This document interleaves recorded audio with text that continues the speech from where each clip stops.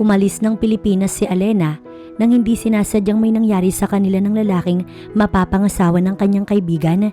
Nag-inuman kasi sila ng kaibigan niya at nang malasing siya ay ang fiancé ng kaibigan niya ang umalalay sa kanya. Nagising na lamang siya nakatabi ang lalaki. Mabuti na lang talaga at sobrang lasing ang kaibigan niya na hindi agad ito nagising. Mabilis na umalis si Alena sa bahay ng kaibigan at umalis ng bansa para hindi na nito makita. Hindi niya naman inaasahan na may mabubuong triplets. Ano na lang kaya ang mangyayari kapag kinilangan niya ng bumalik ng Pilipinas dahil sa ina niyang nagkasakit? Paano na lamang kapag nalaman ni Liam na asawa na ngayon ng best friend ang tungkol sa mga anak nila? Ating alamin ang buong kwento. Ikakasal na ang best friend ni Alena, kaya ito sila nagiinom sa bahay nito dahil kapag kasal na ito ay naniniwala sila na hindi na nila magagawa ang mga bagay na iyon, lalo pat mukhang istrikto ang mapapangasawa ng kaibigan, palagi pang seryoso ang muka. "Shot pa," sabi ng kaibigan niya na hindi talaga tumitigil hanggat hindi tuluyang nalalasing. Napailing-iling na lang si Alena bago nito kinuha ang maliit na baso na may lamang alak. Diretso niyang ininom yun kaya napapapalakpak ang kanyang kaibigan. "You two should stop drinking. Lasing na kayong dalawa." Nang bumaba ang fiancé ni Beron ay yun ang sinabi sa kanila. Kaya napaungot ang kanyang best friend. Minsan kasi ay may pagka-killjoy talaga ang mapapangasawa nito. "Hindi pa kami lasing, di ba friend? Hindi pa tayo lasing?" Tumango si Alena samantalang ang lalaki mariin lang siyang tinitigan. Nakaramdam nga siya ng kung ano sa tingin nito. Parang may something. Maya-maya pa, alam na ni Alena sa sarili niya na lasing na siya at ang kaibigan niya ay lasing na rin. Ang pinagkaiba lang nilang dalawa, si Veron ay nakatulog na sa mesa dahil sa sobrang kalasingan. Sinubukan ni Alena na tumayo para tulungan sana ang kanyang kaibigan na dalhin ito sa kwarto. Kaso, bigla na lamang siyang nakaramdam ng hilo kaya mabilis siyang napaupo ulit sa bangkuan. "May bakanting kwarto sa taas. Hindi ka pwedeng umuwi ng ganyan ka," sabi ni Liam na fiancé ng kanyang kaibigan. Swerte din pala ang kaibigan niya dito dahil kahit medyo istrikto ay may pagka-gentleman. "Ay hindi na, kaya ko na yung sarili ko. Si Veron na lang yung asikasuhin mo." At sinubukan ni Alena na tumayo pero muli siyang nahilo. Mabuti na lamang at nasalo siya ng lalaki. "Eto ba ang kaya? Mamaya maaksidente ka pa. Magalit sa akin ang kaibigan mo." Kaya binuhat na siya ng lalaki para dalhin sa bakantong kwarto sa itaas. Hindi na lang naging magalaw si Alena para hindi na mahirapan ng lalaki. Nang mailapag ni Liam si Alena sa kama, lalabas na sana siya pero bigla na lamang siyang nakaramdam ng atraksyon sa babae, sa maamo nitong muka at nakakaakit na katawan. Kaya naisip niyang kumuta ng babae, ngunit wrong move ata iyon dahil bigla na lamang siyang hinila ng babae kaya muntik na siyang bumagsak sa ibabaw nito at ang mas kinagulat niya pa ay nanghalikan siya nito. "Ayan, may first kiss na ako," natatawa nitong sabi pero hindi na napigilan pa ni Liam ang sarili at siya na ang umalik sa babaeng lasing hanggang sa kung saan na umabot ang halikang iyon. Nakalimutan na nga nila ang kaibigan nito na nasa ibaba pa. "What the F? Berhen ka pa?" Gulat na gulat si Liam nang malaman na berhen pa pala ang babae. Kinabukasan, nagising si Alena na parang may nakayakap sa kanya kaya mabilis siyang napabangon. Ang mapapangasawa ng kaibigan niya, katabi niya sa kama at parehas silang walang saplot hanggang sa bigla niyang naalala ang ginawa niya kagabi. Sa kagustuhan niya na magkaroon ng first kiss, hinalikan niya ang lalaki hanggang sa kung saan na nauwi ang lahat. Inayos na ni Alena ang kanyang mga gamit. Dahan-dahan pa nga siya dahil sa takot na baka magising ang lalaki. Hindi rin pwedeng malaman ng kaibigan niya ang tungkol sa nangyari dahil siguradong magagalit ito sa kanya. Kahit na medyo masakit ang kanyang katawan dahil sa pagkawala ng kanyang pinakaiingatan, dali-daling umalis si Alena sa bahay ng kanyang kaibigan. Wala na siyang mukha na maihaharap kay Veron. Simula nang mangyari iyon, hindi na nagpakita si Alena kay Veron. Sobra siyang nahihiya sa kaibigan niya dahil sa ginawa niya. Baka kapag nalaman nito ang ginawa niya, isang sampal ang matanggap niya mula sa mabuting kaibigan. "Bakit bigla mo na lang gustong tumira doon sa ibang bansa at hindi ba ikakasal na ang kaibigan mo?" Takang tanong kay Alena ng kanyang ina na nabibigla rin sa mga desisyon niya na hindi naman talaga inaasahan. "Just want to be alone, ma'am. at hindi ka man lang magpapaalam sa kaibigan mo. Hindi nakasagot si Alena agad kaya ang sinabi niya na lamang sa ina, tatawagan niya na lamang si Veron at sa tawag siya magpapaliwanag na pinaniwalaan naman ng kanyang ina. Habang nag-iimpake, hindi mawala sa isip ni Alena ang gabing yun kung ano ang nangyari kaya napailing-iling na lang siya. Yun ang dahilan kaya hindi niya na alam kung paano haharapin ng magulang. Kinabukasan ay flight na ni Alena. Maaga siyang umalis sa mansyon upang hindi siya mahuli. Dala niya ang kanyang passport at isang maleta na punong-puno ng kanyang damit. Huminga muna ng malalim si Alena bago tuluyang pumasok sa taxi. Mukhang matatagalan siyang bumalik. Habang si Veron, nagtataka kung bakit simula noong nag-inuman sila ni Alena, hindi na nagpakita pa sa kanya ang kaibigan. "Tell me, may ginawa ka ba sa kaibigan ko?" Tanong ni Veron kay Liam. "Wala akong ginagawa sa kaibigan mo." Sagot naman ni Liam na ikinairap lang ni Veron, kaya naisipan ni Veron na pumunta sa bahay ng mga magulang ng kaibigan. "Tita, si Alena po." Magalang na tanong ni Veron sa ina ng kaibigan. "Ito na nga ba yung sinasabi ko? Umalis si Alena, doon na muna daw siya titira sa Canada malapit sa tita niya." Sabi ng ginang sa dalaga, kaya nakaramdam ng kung ano si Veron. Paano nagawain ng kaibigan niya sa kanya? Paano nito nagawang umalis nang hindi nagpapaalam sa kanya? Nag-away ba kayong dalawa? Mabilis na umiling-iling si Veron. "Hindi po kami nag-away, kaya hindi ko alam kung bakit naisip noon na umalis. Kaloka ng babae na yun." Napailing pang sabi ni Veron. Kapag nakita niya talaga ang kaibigan niya, masasabunutan niya ito. Habang si Alena ay nasa eroplano, sasanayan niya na muna ang sarili sa buhay sa Canada at magpapakasaya doon tsaka kakalimutan ng kagagahan na kanyang ginawa sa Pilipinas. Nang makarating si Alena sa bahay, nagustuhan niya naman yun. Ang tiyahin niya ang tumulong sa kanya na makahanap ng kanyang matitirhan at nagustuhan naman niya ang napili nito. Kapag hindi na siya busy, pupunta na lang siya sa tiyahin at magpapasalamat dito. Buwisit kasi ang lalaking yun. Napasigaw na lamang si Alena. Alam niya kasi na walang makakarinig sa kanya. Hinalikan niya lang naman tapos hindi na napigilan ng sarili. At isa pa, alam na nito na ikakasal ito sa kaibigan niya pero nagpadala pa rin siya sa tukso. "Iha, are you sure na okay ka lang dito? Pwede ka namang samahan ng isa kong anak." Sabi kay Alena ng kanyang tiyahin. Nag-aalala ito sa kanya na baka hindi daw siya sanay na mag-isa. Kahit na ang totoo, sanay na siya na mag-isa at yakang-yaka niya. "Okay lang po ako, tita." Ngiting sagot ni Alena. Yun nga kasi ang gusto niyang mangyari, ang matuto na mabuhay na mag-isa lang at walang inaasahan. Hindi gaya noong nasa Pilipinas siya na nakaasa lamang siya sa kanyang mga magulang. "O sige na, tawagan mo lang ako kapag may kailangan ka, aalis na ako ah." Kahit na nasa Canada sila, Tagalog pa rin silang mag-usap. Hindi naman nila kailangan na puro English, lalo na kung Pinoy sila. Wala pang nahanap si Alena na trabaho doon. Yun pala dapat ang tinanong niya sa tiyahin kung may alam itong trabaho. Nakalimutan niya. Minsan talaga ay makakalimutin siya na hindi naman nakakatuwa. Umupo si Alena sa sofa at binuksan ng TV. Sa balita'y nabasa niya na ikakasal na nga ang kaibigan niya at ang fiancé nito. Pati sa international news ay umabot na. Sa bagay, pawang mga sikat ang pamilya ng dalawa. Well, sikat din naman ang pamilya niya pero mas sikat ang kaibigan niya at ang mapapangasawa nito. Ipinalabas pa ang interview ng dalawa na makikita mong masaya ang dalawa at in love sa isa't isa. Hinalikan pa ni Liam sa pisngi si Veron at ngumiti na hindi niya maintindihan kung bakit bigla na lamang siyang nakaramdam ng kung ano kaya mabilis niyang pinatay ang telebisyon. Bakit parang hindi niya gusto ang kanyang nakikita? "Liam, meron kang hindi sinasabi sa akin." Galit na sabi ni Veron kay Liam na nilagpasan lamang siya. Ilang taon na rin niyang kilala ang lalaki, halos simula pagkabata dahil magkasabay na rin silang lumaki dahil sa kanilang mga magulang. "May ginawa ka ba sa kaibigan ko? Bakit hindi siya nagpapakita?" Sabi pa ni Veron na kulang na lang, umusok ang ilong. "Wala akong ginawa, Veron, at anong pakialam ko sa kaibigan mo?" Ang sabi pa ni Liam. Napahawak na lamang si Veron sa kanyang sentido. "Babaero ka, kaya baka pati kaibigan ko. Tinalo mo. Kilala kita, Liam.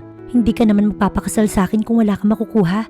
Gusto mo lang mapasayo ang company ninyo at ang pagpapakasal sa akin ng tanging paraan upang mangyari yun." Alam mo naman pala Veron, kaya wag ka nang maingay. Kung ayaw mong malaman ng lahat na peki lang to. Paniwalang paniwala na ang mga magulang natin na in love tayo sa isa't isa.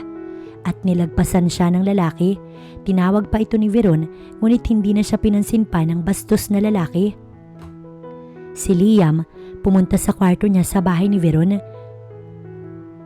Kung hindi niya lang gustong makuha ang kumpanya sa ama at kung hindi lang ibibigay sa kanya ang kumpanya kapag pinakasalan niya si Veron, hindi siya magtsatsaga na tumira sa bahay na iyon. Nagpapanggap lang naman sila ni Veron para sa sarili nilang mga gusto. Siya ay ang kumpanya nila at si Veron ay sa kasiyahan ng mga magulang nito.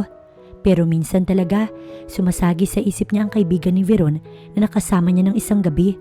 Ang babaeng siya ang nakakuha ng pagkaberhen, pero mabuti na rin at nawala ito dahil makakasagaba lamang ito sa mga gusto nilang mangyari. Isang linggo na rin simula noong tumira si Alena sa Canada. Nagtanong siya sa tita niya kung meron itong alam na trabaho, pero kinuha na lang siya nitong manager sa restaurant nito na hindi niya inaasahan. Talagang ayaw ng tiyahin niya na siya ay mahirapan, pero may kakaiba ng nararamdaman si Alena sa kanyang sarili, tulad na lamang ng madalas siyang mahilo. At dahil manager naman siya, okay lang siyang nasa kanyang opisina. Biglang nakaramdam si Alena na siya ay nasusuka, kaya tinakbo niya ang lababo sa kanyang opisina.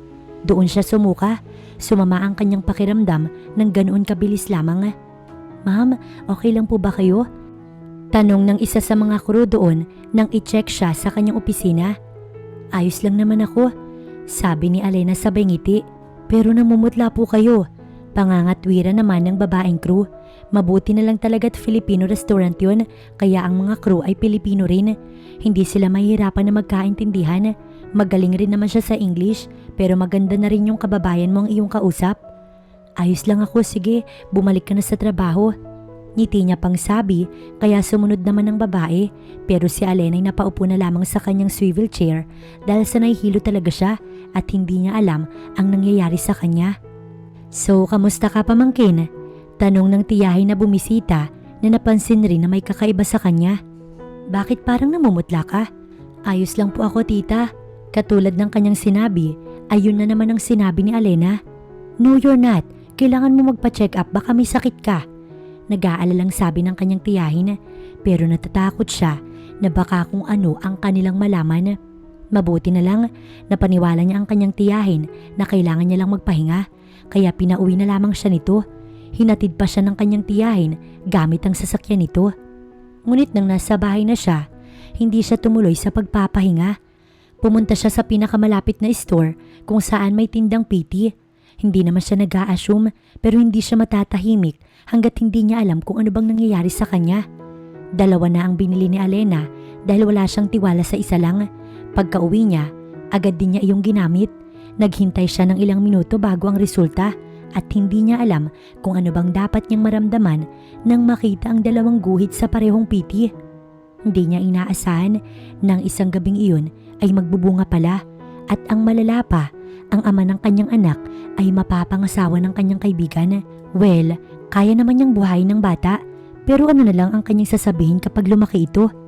Paglabas ni Alena sa banyo, nakita niya ang kanyang tiyahin na may dalang gamot para sa kanya dahil nga sama-sama ang kanyang pakiramdam. Pero nang makita na namumula ang kanyang mata, nagtaka ito kaya mabilis siyang nilapitan upang itanong kung ano ang kanyang problema. Hanggang sa nakita nito ang hawak niyang PT. You're pregnant? Natutuwang tanong ng kanyang tiyahin. Sino? May boyfriend ka na pala, wala namang nababanggit sa akin ng mami mo. Sabi pa nito pero walang maisagot si Alena at bigla na lamang siyang napaiyak. Shh, stop crying. Kung natatakot ka sa mga magulang mo, normal lang yan. Pero malaki ka na, hindi na magagalit ang mga iyon sa'yo. May BF ka naman na atay. Wala po akong BF tita. Kinakabahang sabi ni Alena. What? Then sino yung ama? Hindi sinabi ni Alena sa tita niya kung sino ang ama ng kanyang dinadala. Ang sabi niya lang, kaya niya namang buhayin mag-isa ang bata. Pero sabi nito, sabihin niya ang tungkol sa pagbubuntis niya sa kanyang mga magulang na ayaw niya naman dahil hindi siya handa na sabihin sa kanila at baka kasi husgahan siya ng mga ito at ma-disappoint pa. Samantalang sa Pilipinas, ikakasal na isang linggo si Veron at si Liam. Masaya si Liam dahil sa wakas Maipapasa na sa kanya ang kanilang kumpanya na matagal niya nang pinapangarap, habang si Veron ay nag-aalala pa rin sa kaibigan nito na wala siyang pakailam. Bakit siya magkakaroon ng paki sa babaeng yun na ginamit niya lang para sa panandaliang kasiyahan? Paano kung sabihin ko sa mga magulang natin na ayaw kong pakasal sa'yo? Biglang pananakot sa kanya ng babae dahil ayaw niya na makipag-usap dito. Kaya mo? Baka atakihin ng ina mo kapag nalaman niya ang panluloko mo. Pangaasar niya sa babae, kaya naman hindi ito nakasagot. Napakagago mo talaga. At inis siyang tinalikuran ni Veron, samantalang siya ay natawa na lang. Wala nang pakialam si Liam kahit sino pa ang magalit sa kanya. Makuha lamang niya ang kanyang gusto at yun ang kanilang kumpanya. Iha, mabuti pa wag ka na munang magtrabaho at ipahinga mo na lamang ang iyong sarili. Ang sabi kay Alena ng kanyang tiyahin na ayaw na nga siyang papuntahin sa restaurant dahil mas makakabuti daw sa kanya na sa bahay na lamang siya, pero hindi pa naman malaki ang kanyang tiyan at halos wala pang umbok at kaya niya pa naman. Dahil mapilit siya, pinayagan siya ng kanyang tiyahin pero hindi niya pa rin ginagawa ang sinasabi ng tita niya na tawagan niya ang mga magulang niya at sabihin ng tungkol sa kanyang pagbubuntis. Kailanman kasi hindi siya magiging handa na sabihin sa kanila at baka mamaya makarating pa ito sa kanyang kaibigan. Hindi pa rin siya makapaniwala na mabubuntis siya ng ganun-ganun na lang at ang kanyang magiging anak ay mukhang lalaki pa na walang ama kung hindi lang talaga dahil sa kagagahan niya. Ihahanda niya na ang sarili sa mga posible pang mangyari, pati na rin sa kanyang panganganak kahit na sabihin na ilang buwan pa bago mangyari yun. Marami kasi ang kanyang naririnig na napakasakit talaga nun at lahat ay nahirapan sa yugtong yun. Biglang napaisip si Alena, kamusta na kaya ang lalaking yun? Sinabi ba nito sa kanyang kaibigan ang nangyari sa kanilang dalawa? Sana ay hindi, para naman hindi sila masirang dalawa. Kinagabihan, nakipag-video call kay Alena ang kanyang mami at daddy. Siguro'y umaga sa Pilipinas at sa Canada naman ay gabi dahil magkaiba ang time. Patulog na nga sana siya. Kamusta ka naman dyan anak? Tanong ng kanyang ina na parang sobrang excited na malaman kung okay lang siya. I'm okay here ma'am. Ngiti niyang sagot. Ang daddy niya na nasa tabi ng kanyang mami ay tahimik lamang pero halatang gustong gusto na siyang sermonan. Well, kung may problema man sabihin mo sa amin. Si Veron pala, gustong malaman kung nasaan ka. Pero wag kang mag-alala, hindi ko naman sinabi kung nasan ka. Kapag umuwi ako dyan mama, makikipag-usap din naman ako kay Veron. Ngayon kailangan ko lang ng time para sa sarili ko.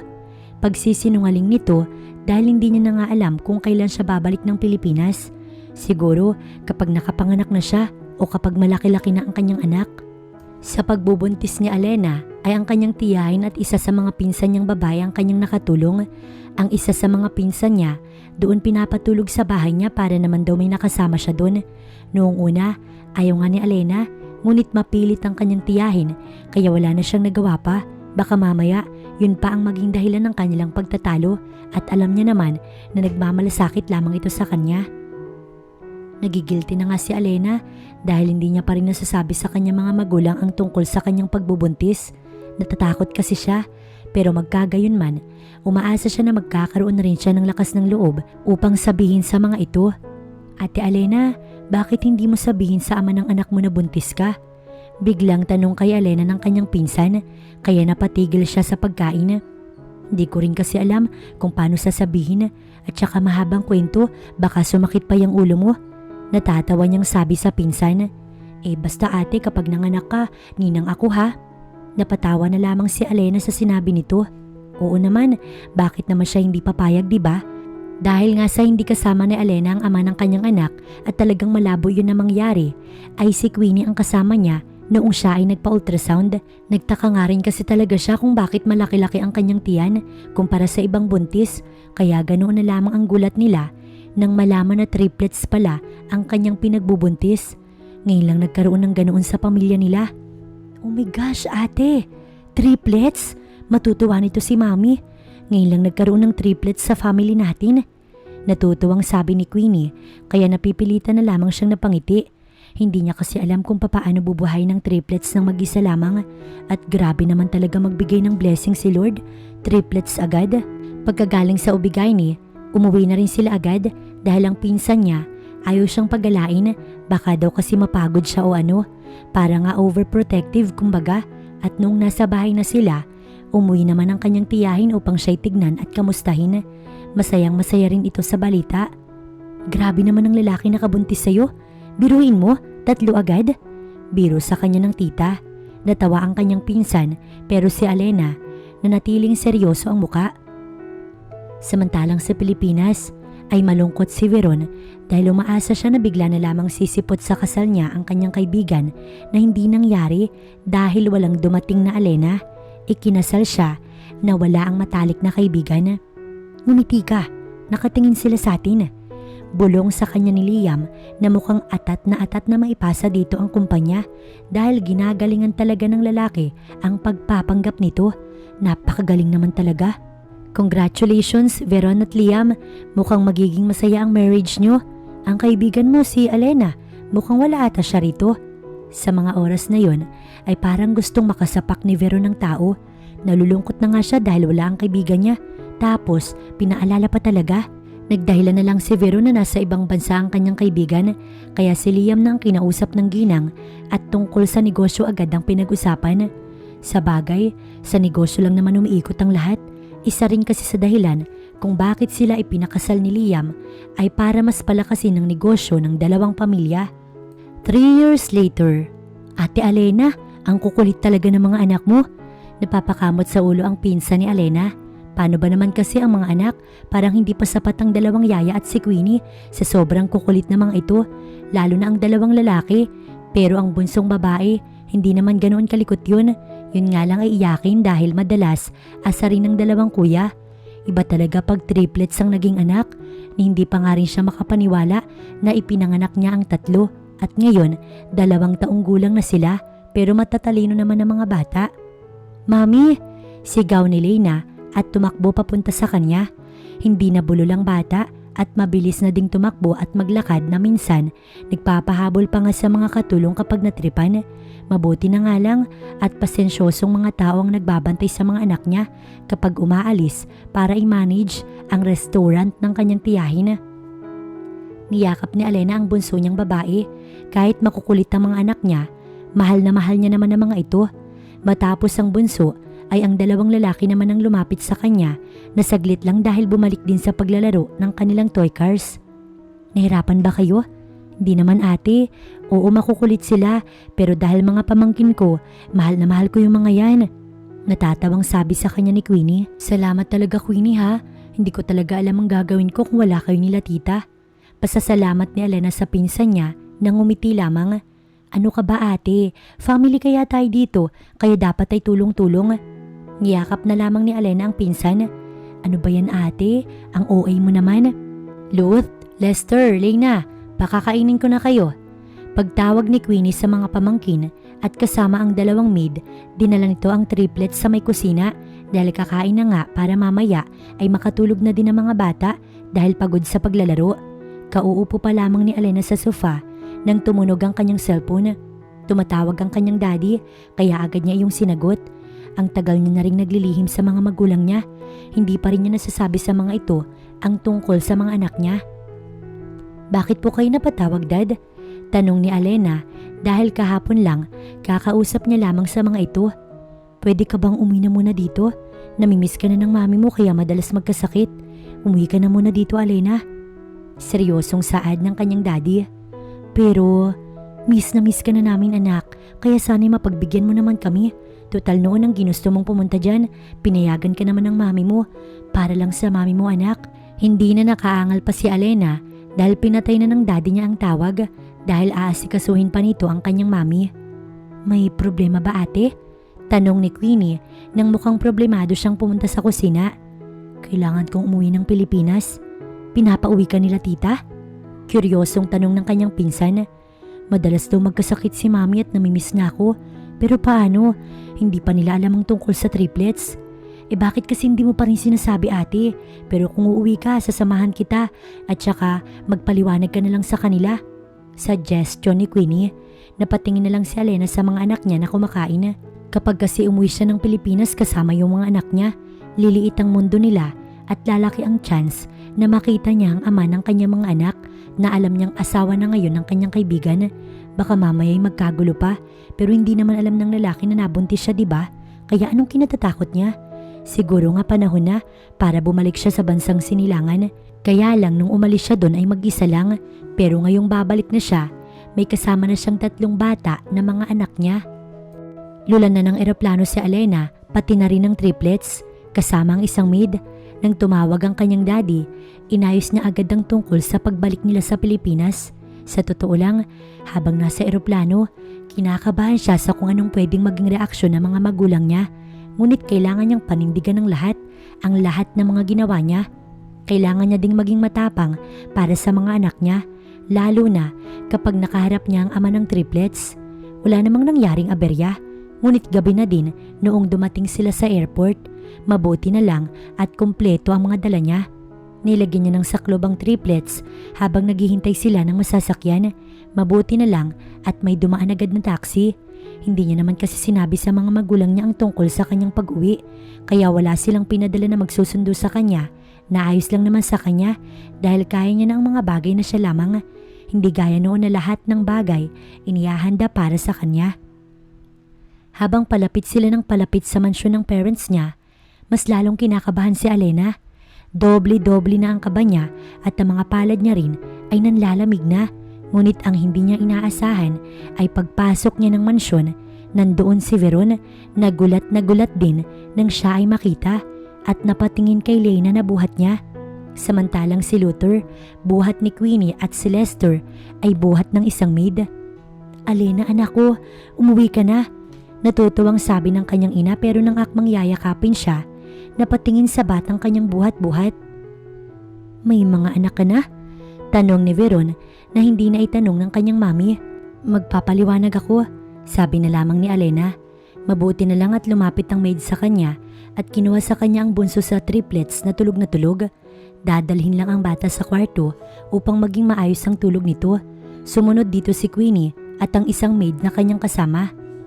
Alam ko na mali ako nung hindi ko sinabi sa inyo pero natakot lang naman ako kaya sana patawarin niyo ako. Nayuyukong sabi ni Alena.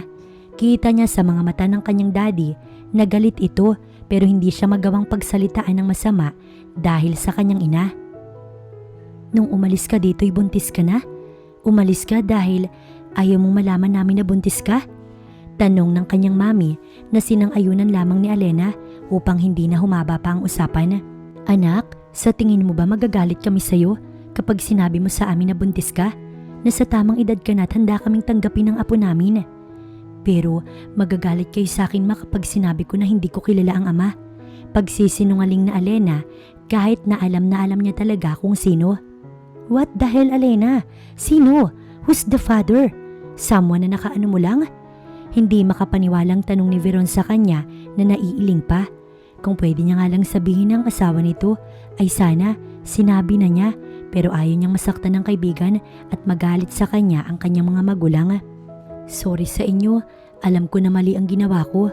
Oo mali talaga dahil wala ka sa kasal ko, wala na ang bridesmaid ko. Alam mo bang masakit yun? Pagdadrama sa kanya ni Veron pero kalaunan niyakap din siya nito. Halatang miss na miss siya pero na-miss niya rin naman nito eh.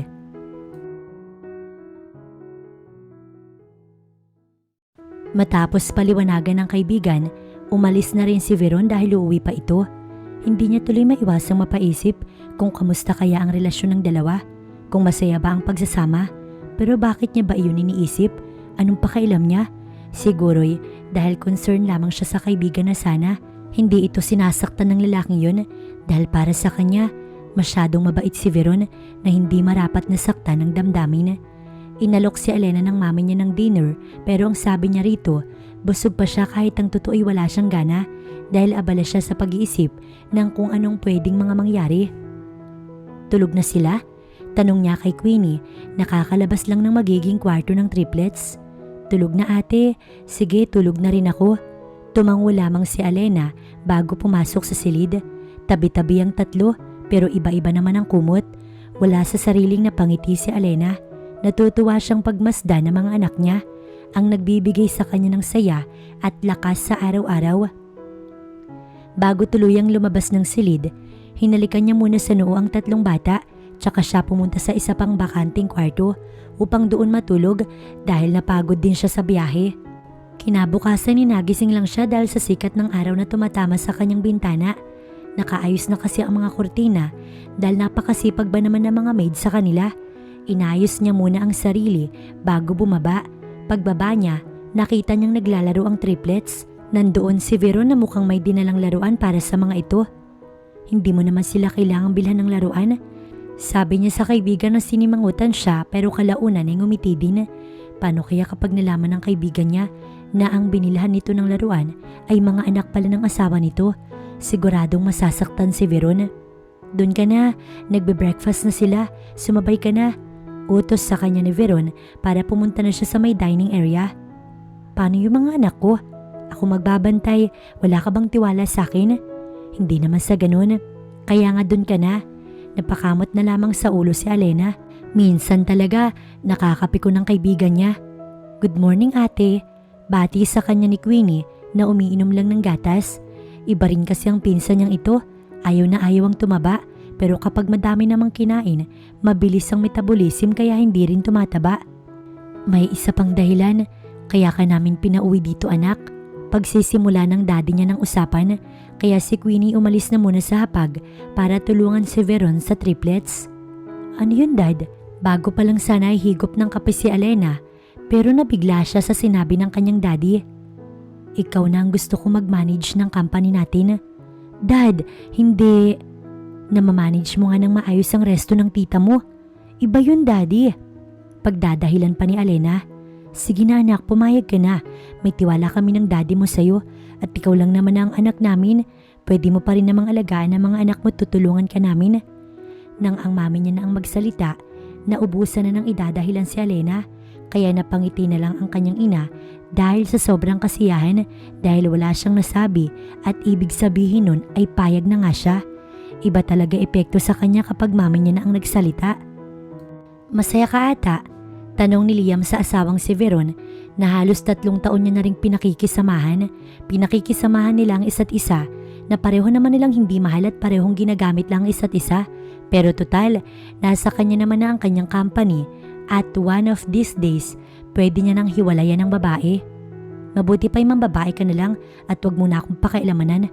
Mataray na sabi ng babae. Alam mo naman na mas pabor sila sa akin kaysa sa'yo, kaya wag mo kong binabastos Veron. Kapag tinatanong kita, sumagot ka ng maayos. Okay fine, bumalik na ang kaibigan ko, pero wag kang makalapit-lapit sa kanya. Kilala kita Liam. Naiinis na sabi sa kanya ni Veron bago nito tinungo ang silid nito sa bahay nila. Kahit naman kasal sila, ay sa magkaibang kwarto sila natutulog at yun ang hindi alam ng kanilang mga magulang. Dinadahilan nga lang niya kaya sila wala pang anak ay dahil hindi pa handa. Kahit na ang totoo, ayaw niya lang talaga dahil hindi naman niya mahal ang babae. Pero dahil sa kanyang nalaman, ay parang gustong makita ni Liam ang kaibigan ni Veron. Ano ngang pangalan nito? Lena? Alena? Bahala na, pero gusto niyang makita ang babae na noon, bigla na lamang siyang iniwan ng mag-isa sa kama at tumakbo. Siguro ay dahil nahiya sa nangyari sa kanila. Wala sa sariling napangiti si Liam. Interesado siya sa babae. Habang si Alena, napapahawak na lamang sa kanyang sentido. Bakit ba siya pumayag na i-handle ang company nila? Ano bang pinasok niya? Minsan talaga, hindi siya nakakapag-isip ng ayos, lalo na kapag nape-pressure. Huwag kang mag-alala ate, kami nang bahala sa triplets kapag nagtatrabaho ka at hinahandle ang kumpanya. Pagbibigay ng assurance ni Queenie sa kanya na ito ay mapagkakatiwalaan, ngumiti na lamang si Alena. Maya-maya, pinatawag siya ng kanyang daddy sa study room nito sa mansyon. Ano po yun dad? Magalang niyang tanong. Bukas na yung una mong meeting, doon sa may asawa ni Veron. Kumabog ang dibdib ni Alena dahil sa kanyang narinig mula sa kanyang ama. What? Gulat niyang tanong. Anong what? Naguguluhang tanong ng kanyang daddy. I mean dad, ako nang bahala sa mga susunod pang meeting pero pwede bang kayo na muna ang bukas? Bakit ba? Ayaw mo ba sa asawa ng kaibigan mo? Iritadong tanong ng kanyang daddy kaya pumayag na lamang si Alena. Pero nang lumabas siya ng silid na yon, kulang na lamang mapasigaw siya sa sobrang hindi makontrol ang kanyang nararamdaman. Paano na? Siguradong maaalala siya ng lalaking yun. Mukhang kailangan niyang ihanda ang sarili. Nang sumunod na araw ay iniwanan nga ni Alena ang triplets niya sa mansyon at siya ang pumunta sa kumpanya ng kanyang daddy. Mukhang nasabihan na ng daddy niya mga empleyado doon dahil grabe ba naman ang pagbati sa kanya, lalo na ang sekretarya nito na ngayon, sekretarya niya na. At sa kinamalas-malasan ba naman ay kay Liam ang una niyang meeting kaya paikot-ikot ang kanyang swivel chair hanggang sa pag-ikot nito, saktong pasok naman ni Liam na nabigla rin nang siya ay makita. May sumilay ng ngiti sa labi ng lalaki na parang alam na alam nito kung ano ang mga susunod na sasabihin na makakaapekto sa kanya. Kala ko hindi ka nababalik. Mapang-asar nitong sabi. Let's talk about business, Mr. Alcantara. Seryoso niyang sabi sa lalaki. Guilty ka kaya ka umalis? Kalimutan na natin ang nangyari nun. Lasing ako nun at kasal na kayo ng kaibigan ko. Paano kung ayoko? Paano kung gusto ko ulit maulit? Gago ka ba? Kung hindi tungkol sa negosyo ang pag-uusapan natin, mabuti pang umalis ka na dito. Wala akong oras na makipag-usap sa mga taong katulad mo. Galit na sabi ni Alena sa bastos na lalaki. Hindi na iginalang ang pagiging asawa nito sa kaibigan niya. Masyadong makapalang muka na feeling ata itong pinakagwapong lalaki sa buong mundo. You know what? Aalis na talaga ako dahil may iba pa akong meeting pero hindi pa tayo tapos na dalawa. Sabi ng walang yang lalaki bago ito umalis ng opisina niya kaya napahawak na lamang sa sentido si Alena. Grabing lalaking yun kaya nga ayaw niya na magkita sila ulit dahil alam niya na pwedeng mangyari ang ganoon. Sana nga hindi na siya puntahan ng lalaki baka kasi mamaya malaman pa ni Veron. Kinahapunan, sabi kay Alena ng sekretary niya, wala na naman daw siyang importanteng meeting kaya napagpasya niya na maaga siyang umuwi dahil sa naghihintay sa kanyang triplets at baka mamaya nahihirapan na ang mga nag-aalaga dito. Dumaan muna siya sa isang store para bumili ng pasalubong para sa mga anak niya na pag-uwi niya nagustuhan naman nila yon. Ate, bakit parang bad mood ka? Tanong sa kanya ni Queenie dahil pagkadating niya ay nakakunot ang kanyang noo at mukha siyang may inaway na kinataka ng pinsan niya dahil galing lang naman siya ng company. Well, pwede namang dahil din sa negosyo. Wala to, wag mo kong pansinin, pagod lang. Pagdadahilan ni Alena, nakakasanayan niya na talaga ang magsinungaling. Bumalik na raw ang kaibigan mo? Yes ma'am, kaya nga masayang masaya ko. Natutuwang sabi ni Veron sa kanyang ina. Kayo ni Liam, kamusta kayo? Ang kaninang ngiti sa labi ni Veron at saya ni Veron, mabilis na nawala dahil sa sinabi ng ginang. We're fine ma'am, ang sabi niya na lamang. It's nice to know that. Alam mo naman ang daddy mo. Bago pa san mauwi ang usapan, nagpaalam na si Veron sa ina na aalis na siya doon. Mas gusto niya pang kasama ang triplets ni Alena kaysa makausap at makipagplastikan sa parents niya tungkol kay Liam. Kaya para maibsan naman ang kanyang stress, pumunta siya sa mansyon ng mga magulang ni Alena upang i-check ang kanyang kaibigan. Siyempre naman ay may dala siyang pumunta doon.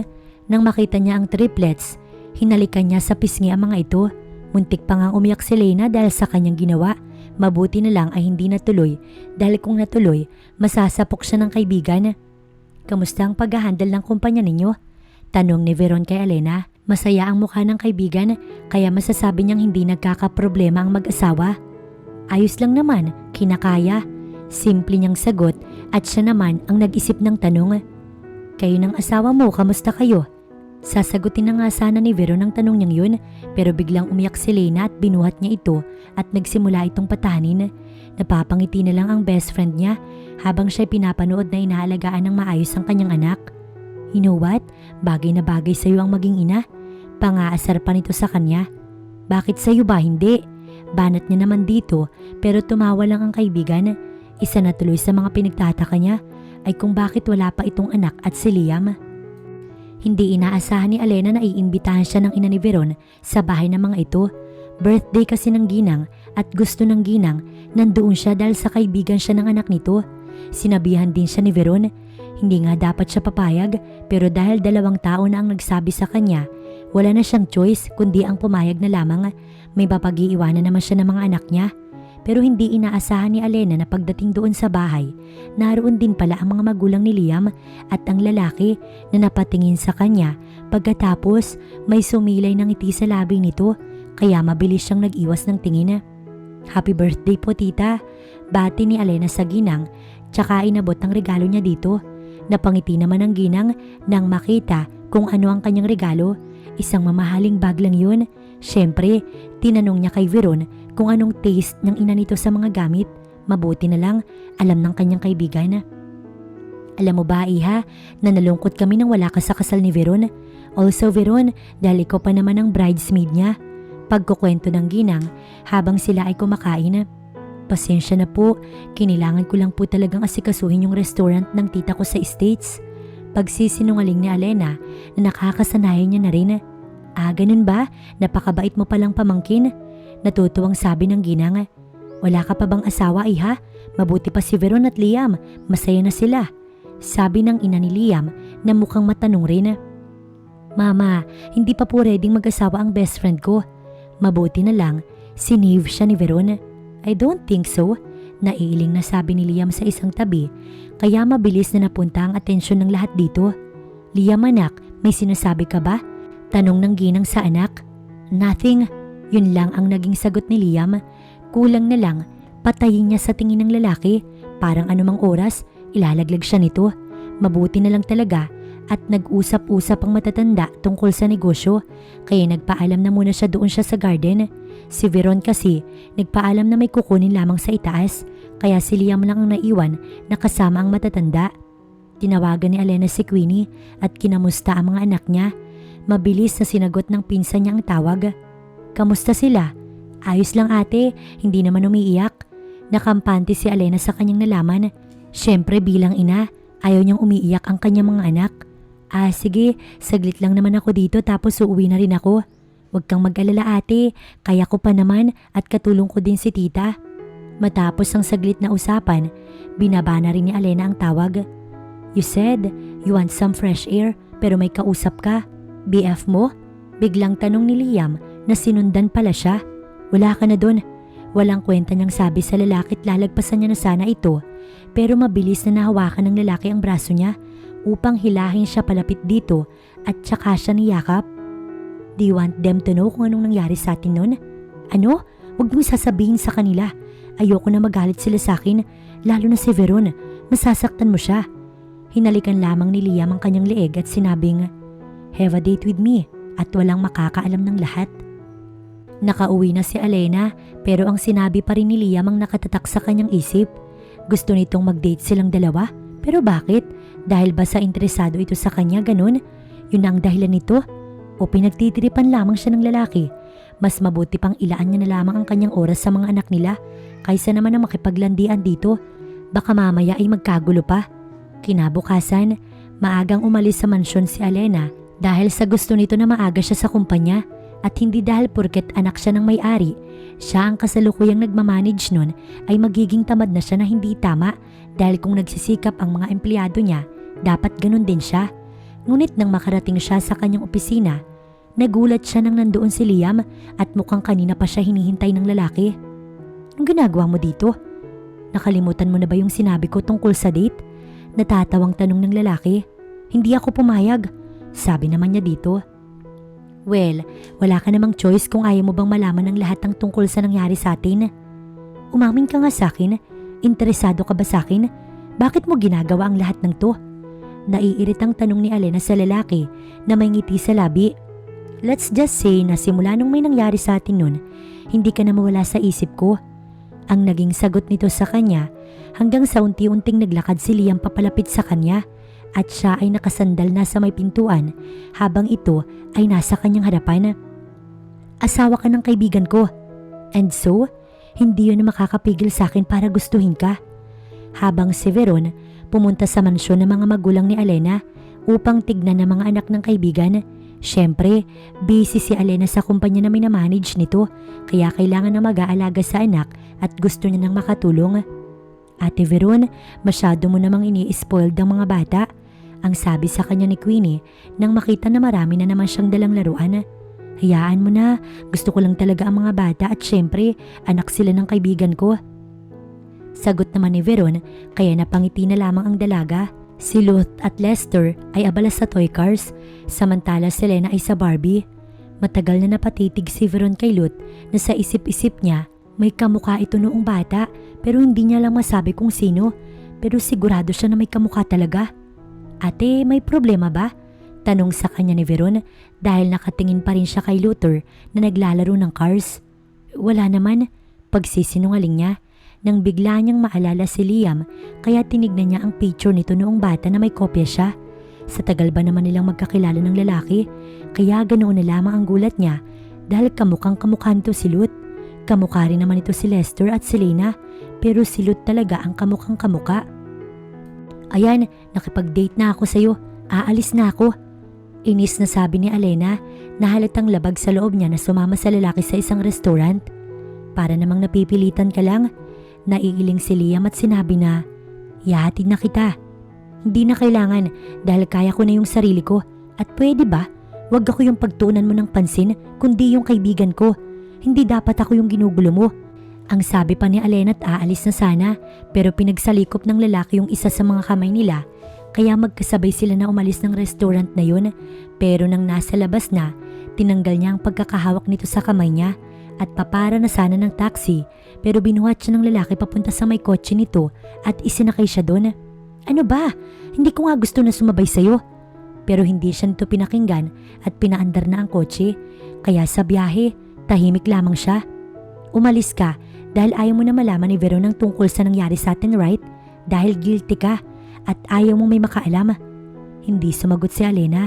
Bakit naman niya kailangang sagutin ang mga walang kwenta nitong sinasabi at bakit niya rin kailangan na patulan? Mabuti na lang, wala nang sinabi pa ang lalaki hanggang sa makarating na sila ng mansyon ng mga magulang niya. Nakinig rin ito sa kanya nang sabihin niya na umalis na ito, baka kasi kung ano pang isipin ng kanyang mga magulang. Ganoon na lamang kabilis ang tibok ng puso ni Alena nang makita si Veron na nandun pala. Sa taas muna ako, magbibihis lang, sabi niya sa kaibigan at hindi na inintay pa ang sasabihin nito. Feeling niya ay may iba sa paraan ng pagtingin nito sa kanya. Ang mga tingin nito ay may something na hindi lang masabi. Nang makasigurado na ayos na ang kanyang sarili, lumabas na rin siya ng kwarto. Nagulat pa nga si Alena nang nandoon lang pala sa labas ang kaibigan. Si Queenie lang nagbabantay sa kanila? Tanong niya sa kaibigan at bababa na sana para puntahan ng mga anak pero hindi siya hinayaan ni Veron na mukhang mahalaga ang sasabihin sa kanya ng kaibigan. Sino yung ama ng mga anak mo? Tanong ni Veron kaya kunwari na lamang siyang natawa dahil sa sinabi niya naman na kay Veron na hindi niya alam kaya bakit tinatanong pa nito unless na alam na nito kung ano ang totoo. Sinabi ko na to, diba? Pinaliwanag ko na, hindi ko alam. Pagsisinungaling ni Alena pero umiling-iling si Veron at may pinakita sa cellphone ang mukha ni Luther at Liam noong bata na magkamukhang magkamuka. Baka naman nagkataon lang. Nauutal niyang sabi. Sinungaling! Galit na sigaw ni Veron. Si Liam ang ama ng triplets? Si Liam, tama ba? Hindi nakasagot si Alena at bigla na lamang siyang humingi ng tawad kay Veron na parang inaamin ang kasalanan ginawa niya. I'm sorry Veron, lasing ako noon hindi ko alam. Hinalikan ko lang naman siya tapos biglang kung saan na nauwi ang lahat. Hindi ko gustong saktan ka o makipag ganun sa fiancé mo. Maniwala ka sa akin. Nagpapaliwanag na sabi ni Alena. Naiyak na lamang si Veron pero ang pagkakahawak ng best friend niya sa kanyang kamay, mabilis niyang tinanggal. Kailangan niya makausap si Liam. Sinasabi niya na nga ba na may ginawa ito sa kaibigan niya kaya bigla na lamang nawala si Alena ng bigla-bigla. Kailangan niya makausap ang lalaki dahil kung bakit sa dinami-dami ng babae, ang kaibigan niya pa ang dinagdag nito sa mga babaeng pinaglalaroan nito. Mas napaiyak si Alena nang bigla na lamang umalis si Veron. Sa tingin niya, galit na galit sa kanya ang kaibigan. Kakauwi pa lang ni Veron pero nang makita siya nito, isang malakas sa sampal agad ang nakuha niya mula sa babae na hindi niya alam kung anong pinagmumula ng galit at ang dahilan kung bakit bigla na lamang siyang sinampal. Wala naman siyang malala na masamang ginawa dito bukod doon sa nagpakasal silang dalawa na pilit upang makuha niya ang company nila. Gago ka? Napakagago mo! Galit na sabi ng babae sa kanya na kung pwede siyang patayin, ginawa na nito. Nung gabing yun ha? Nung nag-inom kami ni Alena, may nangyari sa inyo right? May nangyari sa inyong dalawa, tama ba? You took my best friend, kaya bigla na lamang siyang nawala dahil hiyang-hiya siya na baka malaman ko. Tapos ikaw masaya lang? Ikaw okay lang? Naiiling na sabi ni Veron. Hindi ko alam yung sinasabi mo. Oo, alam niya na may nangyari sa kanila, pero ang mga sumunod na sinabi ni Veron, hindi niya na alam pa ang pinanggagalingan. Sinungaling ka? Sinamantala mo na lasing talaga yung best friend ko dahil babaero ka at bukod doon, sa sarili mo lang ikaw may pakailam at sa ibang tao'y wala na. Umiiyak na sa galit si Veron dahil sa kanya na kapag nalaman ng mga magulang nila, tiyak mayayari siya. Wag ka na makakalapit pa sa kaibigan ko. And you know what? Gusto nang makipaghiwalay sa'yo. Sasabihin ko sa mga magulang natin ang lahat ng kagaguhan mo. At nilagpasan siya ng babae. Wala nang pakailan pa sa kanyang sasabihin. Samantala si Alena, tahimik na umiiyak sa kanyang silid. Ang triplets ay napatulog na ng mga maid at nasa kwarto na dahil pagod sa paglalaro nang biglang may kumatok kaya mabilis niyang pinahid ang kanyang mga luha. Pasok! Pilit niya ring binago ang kanyang boses upang hindi siya paghinalaan ng kung sino mang tao na gustong pumasok sa kanyang kwarto. Sabi ni tita ay gagawin ka na daw kaya pinatawag ka nila sa akin. Umiiyak ka ba ate? Tanong sa kanya ni Queenie. Hindi napuwing lang ako. Ngunit umiling-iling ang pinsan, hindi naniniwala sa kanyang mga sinasabi. Hindi ka magaling magsinungaling ate. Nagsisigawan kayo ni Ate Veron kanina. Bakit kayo nag-away? Hindi na napigilan pa ni Alena na magsabi sa kanyang pinsan. Hindi ko na alam yung gagawin ko, Queenie. Wala akong kwentang kaibigan. Umiiyak niyang sabi sa pinsan. Ano ba kasing nangyari? Muli ay tanong ni Queenie. Ang ama ng triplets, walang iba kundi yung asawa ni Veron. Ang asawa ng aking kaibigan. Pag-amin ni Alena sa pinsan, kaya hindi agad dito nakapagsalita at biglang naubusan ng sasabihin. Please, huwag mo sanang sasabihin sa kahit na sino. Makakaasa ka ate pero please, stop crying. Lalo lang mahalata nila tito at tita na may mali. Nandito lang ako, magkwento ka lang sa akin. Nagpapasalamat si Alena sa Diyos na mayroon siyang pinsan na katulad ni Queenie. Kaya na mahal niyang pinsan niyang ito kahit papaano'y napagaan ito ang loob niya at nawawala ang sakit na kanyang nararamdaman. Kinabukasan ay mugto ang mata ni Alena nang siya ay magising. Pero pinili niya pa rin na bumangon at ayusin ang sarili dahil may kumpanya siya na kailangan niyang i-manage at isa pa, wala siyang mapapala kung magpapaapekto siya sa mga bagay-bagay at lalo lang siyang manghihina kung hindi niya ibabangon ang kanyang sarili. Ngunit noong makababa siya, nandun si Veron at kausap si Queenie.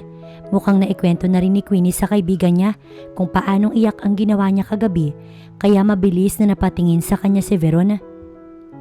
Nahihiya siyang napayuko nang makalapit sa kanya ang kaibigan. Hiyang-hiya na siya sa totoo lang. Hiyang-hiya na siya dahil sa mga nangyari at mas lalo siyang mahihiya sa kung ano pang pwedeng mangyari dahil sa isang gabing katangahan na ginawa niya na labis na nakakaapekto sa kanya ngayon. I'm so sorry, Veron. Hindi ko ginusto ang mga nangyari. Hindi ko ginusto na... Hindi na natuloy ni Alena ang sasabihin dahil mabilis siyang niyakap ni Veron, bagay na kanyang hindi inaasahan kaya bigla na lang ulit siyang napaiyak. Shh, stop crying, I understand. Kahit na ang laki ng kasalanan at kagagahan ng kanyang ginawa, naiintindihan pa rin siya ni Veron. Parang hindi tuloy niya deserve ang pag-intindi nito. Hindi niya deserve ang intindihin dahil miski siya hindi maintindihan ng sarili. Pero asawa mo si Liam, tapos ako, kaibigan mo na nagamit niya. Naiintindihan mo pa rin? Hindi ka galit sa akin? Tanong ni Alena pero natawa lamang si Veron sa sinabi niya. Oo, asawa ko si Liam pero hindi naman namin mahal ang isa't isa at nagpakasal lang kami dahil sa kagustuhan ng mga magulang namin dahil nga magkababata na rin kami. Siya ang nagkaroon ng pinakamalaking kapalit sa naging kasal namin. Nakuha niya yung kumpanya niya na matagal niya nang pinangarap. Pagkukwento ni Veron kaya hindi agad nakapagsalita o nakapagbigay ng reaksyon si Alena. Hindi ako nagalit sa iyo dahil ginawa niyo yung bagay na yun at mapapangasawa ko na siya. Kundi dahil bakit sa dinami-rami ng lalaki ay siya pa. Gagong lalaking yun, ayoko sa kanya. Naiiling na sabi ni Veron. Pareho lang pala sila ng perception tungkol kay Liam. Paano kapag nalaman ng mga magulang niyo ang tungkol sa mga anak namin ni Liam? Makikipaghiwalay na ako kay Liam, Alena. Hindi naman namin mahal ang isa't isa at tutulungan kita na itago ang triplets mula sa lalaking yun dahil wala siyang kwenta. Habang si Liam ay pumunta sa kumpanya nila Alena, ngunit wala dun si Alena. Mukhang hindi papasok ang babae. Gusto niyang puntahan ito sa bahay ng mga magulang nito. Kaso ay nahihiya siya. Kailan pa siya nakaramdam ng hiya? Ngayon lamang, walang pagdadalawang isip na nag-drive si Liam papunta sa mansyon ni Alena upang nang sa ganun magkausap sila ng babae. Pero nang pumunta siya doon, saktong hinatid ni Alena sa labas ng mansyon si Veron na halos manlaki ang mga mata niya sa makita. Maya-maya pa ay lumabas ang isang dalaga at sinabi na, "Ate, gising na yung mga anak mo." Ang sabi ng babae kay Alena na kanina nakatingin sa kanya pero mabilis na nag-iwas ng tingin. Sinubukan niyang lapitan si Alena pero lumapit sa kanya si Veron at siya hinarangan. "Hindi ba't sinabi ko na wag kang lalapit sa best friend ko? Umalis ka na dito, Liam." Galit na sabi sa kanya ni Veron. "Gusto ko siyang makausap, Veron. At sino yung mga bata?" Napasigaw na si Liam. "Wala yun. Pwede ba umalis ka na lang? Hindi ka nakakatuwa." Sunod-sunod na sigaw ni Veron kay Liam pero hindi siya pinakinggan ng lalaki at mahina pa siyang tinulak para maalis siya sa harapan nito nang sa ganoon makapasok ito ng mansyon at nagtagumpay nga ang lalaki. Mabuti na lang talaga at wala ang mami at daddy ni Alena dahil nasa check-up ito. Laking gulat ni Liam nang pagpasok niya. Nakita niya ang 3 bata na naglalaro pero ang mas ikinagulat niya ay nang mapansin niya na kamukha niya ang mga ito at ang isa ang pinakakamukha niya, lalo na noong siya'y bata pa lamang. Kung ganoon, mga anak ito ni Alena? Kanino sa kanya? Nagkaanak sila? May nabuo sa nangyari sa kanila noon? Nabuntis niya ito? Dahil sa totoo lang, unang kita niya pa lang sa mga bata, iba na agad ang kanyang nararamdaman. Hindi na natuloy ni Alena ang sasabihin nang makita na nasa loob na ng mansyon si Liam at nakatingin na ang lalaki sa mga anak nila na abala pa rin sa paglalaro at walang pakialam sa nangyayari sa paligid. "Liam, umalis ka nga dito." Galit na sabi ni Veron kay Liam na hinahawakan ng braso ni Liam at tinihila ang lalaki paalis doon pero si Liam ayaw paawat at gusto na doon lang ito. Nakatingin sa mga mata niya na tila may inaalam at parang may gusto ito na aminin niya. "Mga anak ko ba sila?" Diretsahang tanong ni Liam. "Hindi, kaya umalis ka na," ang sabi niya sa lalaki. Dahil nakakaramdam na si Queenie na baka kung anong mangyari, nagpatulong na ito sa maid na alisin muna ang triplets doon para hindi nito marinig ang kung anumang sigawan o maging pagtatalo nila ni Liam. "Kamukha ko sila, kaya sabihin mo sa akin ang totoo.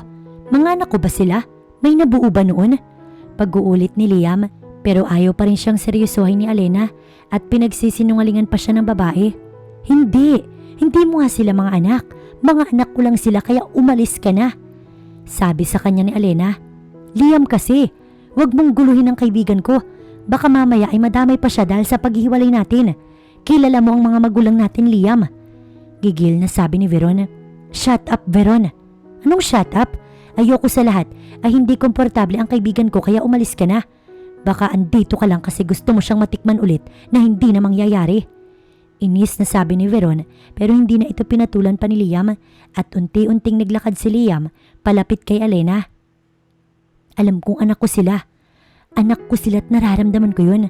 At kung tutuusin, ako yung ginulo mo simula nung may mangyari sa atin. Hindi ka na nawala sa isip ko noon. Nang bumalik ka, gustong gusto kita laging makita. Hindi mo siya madadaan sa pagganyan-ganyan mo, Liam. Huwag ang aking kaibigan." "Aalis ako ngayon pero babalik ako. Kapag napatunayan ko na mga anak ko sila, humanda ka na," may babalang sabi ni Liam tsaka ito umalis doon. Nang makaalis ang lalaki, lumapit si Veron kay Alena na unti-unti nang nakakaramdam ng takot dahil sa sinabi ni Liam. Paano kung kunin ng lalaki sa kanya ang mga anak nila? "Huwag kang maniwala doon. Nandito ko, tutulungan kita," sabi sa kanya ni Veron. Napatango na lamang si Alena pero sa sobrang seryoso ni Liam nang bitawan ng mga salitang yon, sigurado siya na tututuhanin nito ang sinabi. "What? Bakit kayo maghihiwalay?" tanong kay Liam ng kanyang ina. Sinabi niya na dito ang paghihiwalay nila ni Veron at inaasahan niya na rin na ganito ang magiging reaksyon nila. Gusto niya na ding mahiwalay kay Veron pagkatapos nang malaman na may anak pala siya kay Alena. Well, wala pang DNA test o kung anong magpapatunay pero sigurado siya na anak niya ang triplets. "Ang totoo niyan, hindi talaga namin mahal ang isa't isa at nagpakasal lang kami dahil yun ang gusto niyo. Wala kaming nararamdaman para sa isa't isa." Pag-amin na ni Liam kaya ang kanyang ina ay napahawak na lamang sa dibdib nito. "Paano mo ito nagawa sa amin ng daddy mo? Paano mo kami nagawang lukuhin?" Hindi makapaniwalang sabi ng kanyang ina na mukhang aatakihin na dahil sa nalaman nito at yun na nga ang nangyari. Mabuti na lang ay nasalo ito ng isa sa mga katulong at binuhat naman ng ina niya papunta sa kwarto at nilapag sa kama. Sinabi niya sa Mid na asikasuhin na lang ang kanyang ina dahil may kailangan pa siyang gawin at isa doon ang kuhanin ng loob ni Alena dahil aminin man niya o hindi sa sarili niya, tuluyan ang nakuha ng babae ang kanyang atensyon at ngayon nalaman niya pa na may anak na sila. Veron, what? Thank you dahil sa kabila ng nagawa ko, kahit hindi mo mahal si Liam, kaibigan mo pa rin ako. Pasasalamat ni Alena kay Veron na niyakap lamang siya. Magkaibigan tayo, yan ang tatandaan mo. Walang sino man na makakasira sa pagkakaibigan natin. Sabi ni Veron bago ito nagpaalam na aalis na. Nakabalik na galing sa check-up ang mami at daddy niya. Nagpaalam siya sa mga ito na siya ay matutulog na. Tumango lang ang kanyang daddy at ang mami niya naman, ang sabi pa nga ay kailangan niya daw iyon dahil mahirap mag-manage ng company kahit na kanina hindi nga siya nakapasok. Ate, ang asawa ni Ate Veron ang ama ng triplets? Tanong agad ni Queenie nang siya ay makaakyat. Kanina pa pala siya nito iniintay para lamang itanong yon. Huwag mo sana akong husgahan, Queenie. Nahihiya niyang sabi sa pinsan. Ano ka ba ate? Bakit naman kita huhusgahan? Pinsan mo ko, kaya hindi ko gagawin yun at napakabuti mo ngang ina sa triplets. Ang triplets ay natutulog na sa kabilang kwarto. Basta wala ka sanang mabanggit na kahit ano kina mami. Sasabihin ko rin sa kanila pero mag-iipon muna ako ng lakas ng loob. Tumango lang si Queenie at lumapit ito sa kanya at siya'y niyakap. Palagi ako nandito para sa iyo Ate Alena, para sa triplets. Lagi kitang tutulungan kahit na anong mangyari. Sa kanyang narinig, napangiti na lamang si Alena. Kinabukasan, nang makababa si Alena, narinig niyang parang may kausap ang kanyang mami at daddy at gano'n na lamang ang gulat niya nang makita si Liam na seryosong kinakausap ang kanyang magulang. Mukhang sinabi na nito ang tungkol sa sekreto na pinakatatago niya dahil ang tingin sa kanya ng kanyang daddy ay talaga namang kakaiba. Ganon din ang mami niya na parang may halo ding disappointment na hindi masabi. Is it true, Alena, na si Liam ang ama ng mga anak mo? Hindi nagtagal, dumagundong na ang boses ng daddy niya sa buong mansyon. Dad, I can explain. Liam, umalis ka na nga. Pagtataboy ni Alena kay Liam na nakatingin lamang. Siguro tuwang-tuwa ang lalaki sa pinaggagawa nito, samantalang siya ay nagdudusa at tatanggapin ang lahat ng pwedeng salita na ibabato sa kanya ng magulang niya na kung hindi siya papalarin, masasakit na mga salita. Alena, I just want them to know. Sabi sa kanya ni Liam pero sinigawan niya lamang ang lalaki upang ito'y umalis na. Nagpaalam naman agad si Liam at sinabi na babalik na lamang kaya nagkaroon na ng chance ang kanyang mga magulang na kausapin siya nang sila na lang. Yes, Dad. Si Liam ang ama ng mga anak ko. Pag-amin ni Alena sa kanyang ama. What? Paano? Mas mabuti pa sana kung ibang lalaki na lang yung hindi mo kilala. Pero si Liam ng asawa ng kaibigan mo. Hindi makapaniwalang sabi ng kanyang daddy na naiiling pa at halata na sobrang disappointed na ito sa kanya na naiintindihan niya naman dahil tanga naman talaga siya. Hindi niya inaayos sa mga ginagawa niya kaya nga nabuntis siya ni Liam sa isang gabi ng pagkakamali na iyon. I'm sorry, Dad. Alam ko na nagkamali ako pero sana hindi iyon ang maging dahilan para ikahiya niyo ako bilang anak niyo. Umiiyak na sabi ni Alena bago niya tinalikuran ng kanyang mga magulang. Buisit talaga ang lalaking yun, wala nang ginawang tama. Okay na sana ang lahat pero dahil dito, bigla na lamang nagulo ang lahat dahil sa buisit na Liam na yun. Umiiyak si Alena nang tunguhin niya ang kwarto ng kanyang mga anak kung saan gising na pala ito at nilalaro ni Queenie. Mommy, why are you crying? Tanong sa kanya ni Lena at aalis na sana siya sa silid pero nakita rin ni Lot at Lester ang pagiyak niya dahil namumula ang mata niya. Sabay-sabay na lumapit sa kanya ang tatlo kaya pumantay naman siya sa mga ito. Niyakap siya ng triplets kaya parang bigla na lamang gumaan ang kanyang pakiramdam na nawala ang konting sakit sa kanyang puso. Stop crying, Mommy, sabi ni Luth. Don't cry, Mommy. We're here. Ang sabi naman ni Lester, hindi laging sweet sa kanya ang anak niya kaya ang sarap pala sa pakiramdam. Habang si Queenie ay pinapanood lang sila na naiiyak na rin at nagsisimula ng maging emosyonal dahil nadadala sa kanya. Nakakainis kasi ang Liam na yun. Napag-isip-isip ni Liam na mukhang mali ang ginawa niya. Dapat, kinausap niya muna si Alena kung payag ba itong sabihin niya. Pero pinangunahan niya ang babae na hindi tama. Kaya siguro, sisermonan na ito ng magulang. Sa ginawa niya, mukhang mas lalong mawawala sa kanya ang mag-iina niya. Maya-maya pa, ay may dumating sa kanyang opisina. Si Veron na kahit kailan, hindi dumalaw doon pero sa unang dalaw nito, isang malakas na sampal ang kanyang natanggap. Ang kapal din ng mukha mo, no? Pinangunahan mo si Alena. Kaya ang kaibigan ko, ayun, umiiyak ngayon dahil sa'yo. Dahil masyado kang gago. Alam mo, hindi mo deserve maging masaya. At yung mga anak nyo ni Alena, hindi ka dapat ituring na ama dahil wala kang kwenta. Pati mami nila umiiyak ng dahil sa'yo. Sobra ang pagpipigil ni Liam na wag masaktan si Veron sa kabila ng masasakit at sari-saring salita na kanyang natatanggap mula rito na may katotohanan naman. Ano, sasaktan mo ko? Sige, saktan mo ko, wala akong pakialam. Pero wag ang kaibigan ko, peste ka. Tsaka ito umalis ng kanyang opisina. Habang si Alena, sinabi na ang plano niya kay Winnie na babalik sila ng Canada. Total, mukhang ayos naman na ang kanyang mami. Mabuti na lang at naiintindihan siya ng kanyang pinsan at hindi iniisip na tinatakasan niya ang lahat. Inimpake ni Alena ang kanilang mga gamit dahil babalik na sila sa Canada. Anak, hindi mo naman na kailangang umalis. Pwedeng dito ka na lang, kayo ng mga apo ko. Sabi sa kanya ng kanyang ina nang siya ay puntahan sa kwarto. Nabanggit niya dito na babalik na siya sa ibang bansa at mukhang hindi payag ang kanyang ina. Pero wala nang magagawa pa ito dahil buo na ang kanyang desisyon. Mami, kailangan ko nang umalis bago pa magkagulo ang lahat. Ang sabi niya na lamang sa ginang, kaya ang kanyang mami, niyakap na lamang siya. Rinig na rinig niya ang paghikbi nito pero alam niya sa sarili na ginagawa niya lamang iyon para sa ikakaayos at ikakabuti ng lahat. Samantala si Liam, bumalik sa kanilang mansyon kaya isang suntok ang natanggap niya mula sa kanyang ama dahil inatake ang mami nila dahil sa kanya.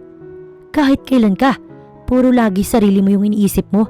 Una pa lang ay alam ko ng company lang yung habol mo dahil kitang-kita ko na hindi mo naman mahal si Veron. Pero ganito, anong klase kang lalaki? Iniwan mo yung mami mo na inaatake tapos ang lakas ng loob mong bumalik dito? Akmang susuntukin ulit siya ng kanyang daddy pero pinigilan ito ng kanyang mami. Natakot naman ng daddy niya na baka atakihin ulit ang ina niya kaya hindi na nito tinuloy ang gustong gawin sa kanya. Mama, may mga anak na ako. Mama, I have triplets, mama. Pagkukwento ni Liam sa kanyang ina na hindi makapaniwala sa kanyang mga sinabi. Pati ang kanyang daddy bigla na lamang ding natahimik. Hindi ba't wala kayong anak ni Veron? Anong sinasabi mo, anak? Naguguluhan pang tanong ng kanyang ina. Hindi kay Veron, ma'am. Kay Alena, sa kaibigan niya. Pag-amin ni Liam. Gago ka talaga? Pati kaibigan ng asawa mo? Galit na sabi ng kanyang daddy. Han, pakinggan na muna natin ang anak mo. Pero dahil sa pagiging makasarili ko at sa pagiging ambisyoso ko, baka hindi ako matanggap sa buhay nila. Kaunti na lamang, maiiyak na si Liam. Pinipigilan niya lamang ang sarili. Then, itama mo lahat ng pagkakamali mo. Kami nang bahalang magpaliwanag sa mga magulang ni Veron. Makipaghiwalay ka kay Veron at pakasalan mo yung babaeng yon. Hindi nang gusto kong gawin, ma'am, pero hindi ko alam kung papaanong sisimulan. May panahon pa para maayos mo yung lahat, anak. Nandito lang kami. Nayakap na lamang ni Liam ang kanyang ina, tsaka siya tumingin sa ama niya na napapailing na lamang.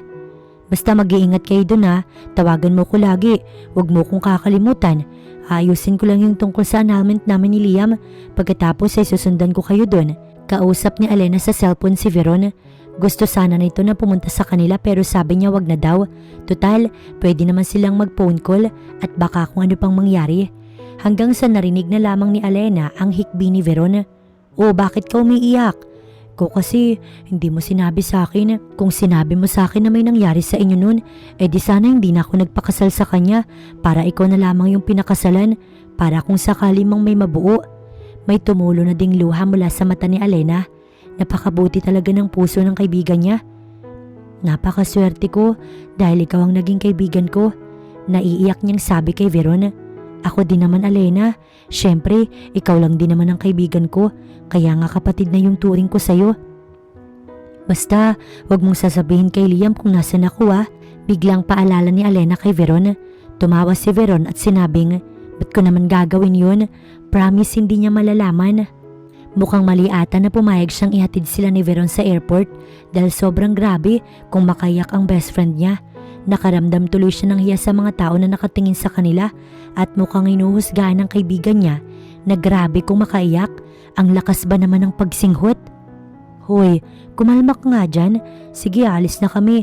At isa pa, pwede ka namang sumunod dun. Sabi ni Alena bago niya binigyan ng huling yakap si Veron. Kasama niya si Queenie, ang triplets at ang isang maid pabalik sa Canada. Kumakaway lamang si Veron, napangiti na lamang si Alena. Ang swerte-swerte niya talaga sa kaibigan niyang ito. Habang si Liam pumunta sa mansyon nila Alena, ngunit wala na doon si Alena at ang mga anak niya. Ayaw naman sabihin sa kanya ng mga magulang ng dalaga kung saan pupunta ang mga ito at tinaboy pa nga siya na sinabihan na rin na wag nang babalik doon. Paglabas na ng mansyon, nakita niya si Veron na bumalik doon para ibalita sa mga magulang ni Alena na maayos niyang naihatid ang kanyang kaibigan. Anong ginagawa mo dito? Galit na tanong sa kanya ng babae. Si Alena, alam mo ba kung saan pumunta? Tanong niya sa babae na tinaasan lamang siya ng kilay. Oo, alam ko, pero bakit ko naman sasabihin sa'yo? At yung annulment, inaayos na kaya wag mo ko malapit-lapitan. Inis na sabi ni Veron sa kanya, nalalagpasan na sana siya pero humarang siya sa daraanan nito. Please, Veron, just tell me kung saan sila pupunta. Gusto ko lang makabawi sa mag-iina ko. Makabawi ha? Ikaw babawi? Ayoko. Naiiling na sabi ni Veron. Gagawin ko lahat. Sabihin mo lang kung saan sila pupunta. Napangiti si Veron pero madali lang naman ang kahilingan niya. Huwag mong papaiyakin yung kaibigan ko. Mangako ka. I-promise. Ay hindi sapat ang promise. Anong handa mong gawin para sa kanya?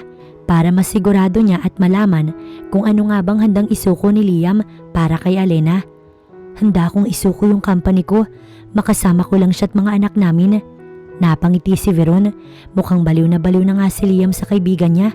Binulong niya sa lalaki ang address at sinabi na wag sasabihin kay Alena na siya ang nagsabi. Sinabi mo kung saan pupunta ang kaibigan mo? Tanong kay Veron ng mami ni Alena pero ngumiti lamang siya kaya alam na ng ginang ang sagot. Luka-luka ka talaga? Naiiling na sabi ng ginang. Gusto ko lang na maging isa silang masayang pamilya at isa pa, haharapin niya doon ang kapatid niyo. Natatawang sabi ni Veron.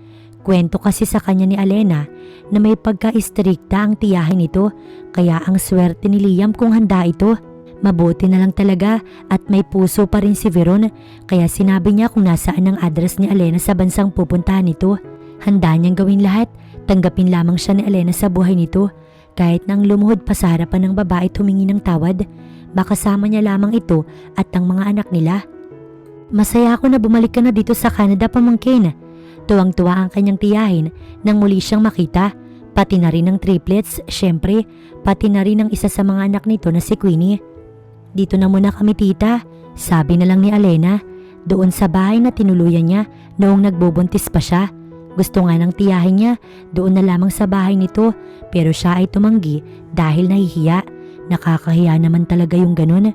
Sige, dito pa rin naman si Queenie para tulungan ka. Pero total, nasa gala ang dalawa kong anak at asawa, dito muna ako. Ang asawa kasi nito at dalawang kapatid ni Queenie pumunta sa bahay ng mga lolo at lola nito kaya walang kasama ang tiyahin niya sa bahay na naging dahilan upang doon na muna ito. Ayos lang iyon kay Alena, lalo na sa pinsan niya dahil makakasama nito ang ina pero bakit parang kinakabahan siya at hindi mapakali. Kinabukasan, tanghali na siyang nagising pero ang kinagulat niya noong pagbaba niya ay mukhang may kausap ang kanyang tiyahin. Ano ka mo? Ikaw ang ama ng mga anak ng pamangkin ko? At may gana ka talaga na sumunod dito. May hawak-hawak na walis ang kanyang tiyahin at inihahampas iyon kay Liam na kinakausap nito. Si Liam? Paano siya nito nasundan? Paano nito nalaman?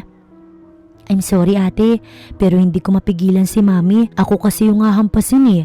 Paghingi ng paumanhin ni Queenie dahil hindi nito matulungan si Liam na hindi naman talaga dapat natulungan at hayaang mahampas ng walis.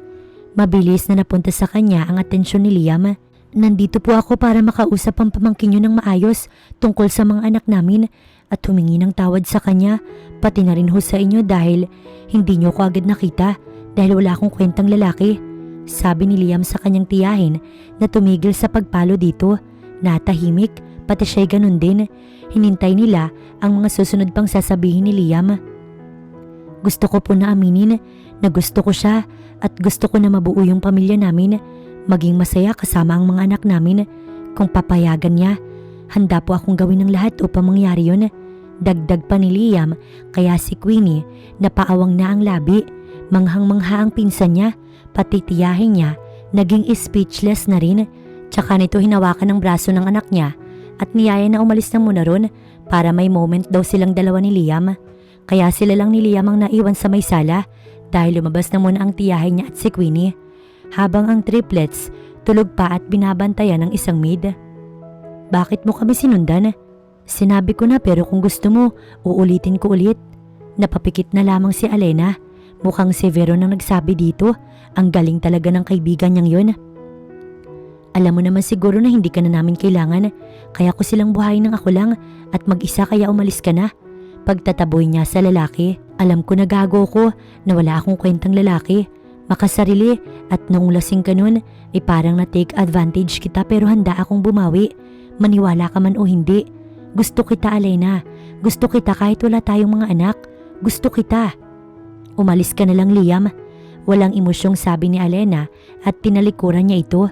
Pero ang sinabi nito ang nagpatigil sa kanya sa paglalakad nang pupunta na sana siya ng kwarto ng kanilang mga anak. Hindi ako aalis dito hanggat hindi ko kayo kasama. Gusto ko na maging isang buo ang pamilya natin. Alena, hindi mo man lang ba papapasukin ng lalaking yun dito? Doon sa labas matutulog? Malamig pa naman, baka magkasakit yun doon. Sabi kay Alena ng kanyang tiyahin. Buong akala niya, umalis na si Liam at babalik na lamang. Akala niya'y kukuha ang lalaki ng hotel at doon muna tutuloy. Pero bakit naman nasa labas ito ng bahay niya? Napakamot na lamang si Alena sa ulo bago lumabas para kausapin si Liam. Gusto mo ba na mamatay sa lamig? O nagpapaawa ka lang sa tiyahin ko? Inis niyang tanong kay Liam na nanginginig na nga, halatang nilalamig ang lalaki. Wala akong karapatan na mag-hotel at mag-chill habang alam ko na hindi mo pa ako tinatanggap bilang ama ng mga anak ko. Kaya dito muna ako, Alena.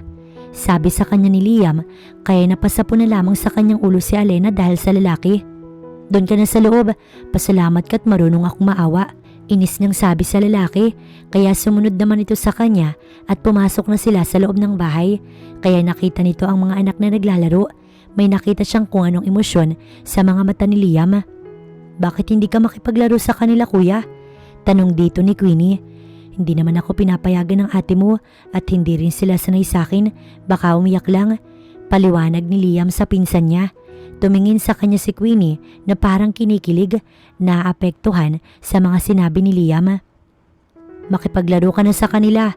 Utos niya sa lalaki kaya mabilis itong napatingin sa kanya na parang ayaw pang maniwala sa kanyang sinasabi at tila ba nagsisinungaling lamang siya.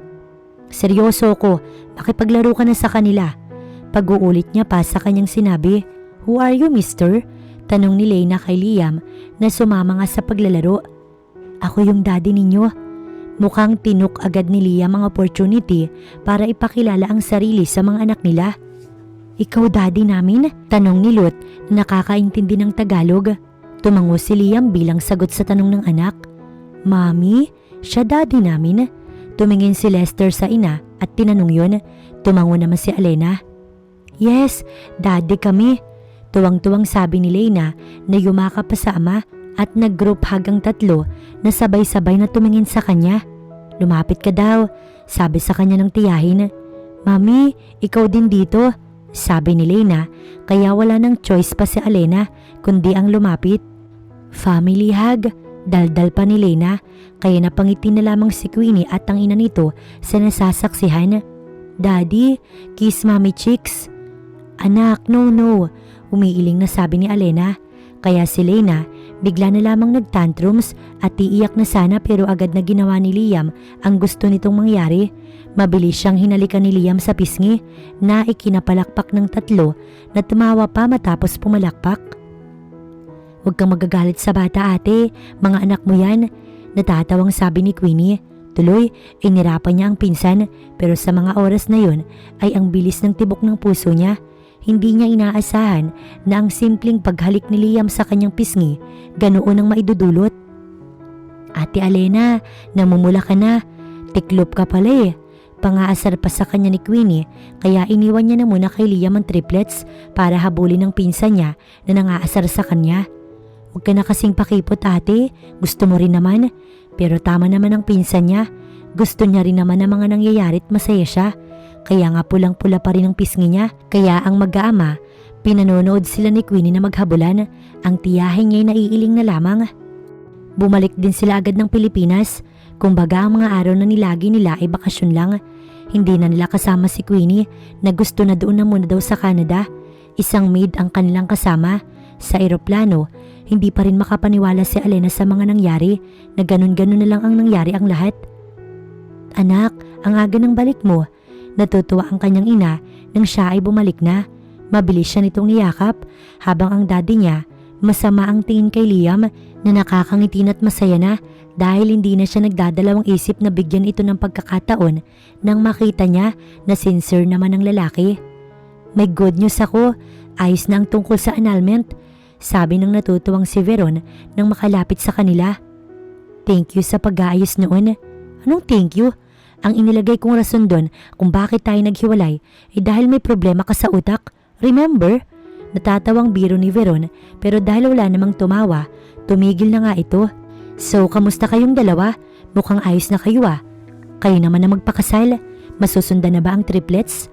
Walang preno ang bibig ng kaibigan niya kaya napahawak na lamang si Alena sa kanyang sentido. "Biro lang, bahala nga kayo dyan. Doon ako sa mga inaanak ko." At iniwan sila ni Veron sa may garden. "You know that I want to marry you, right?"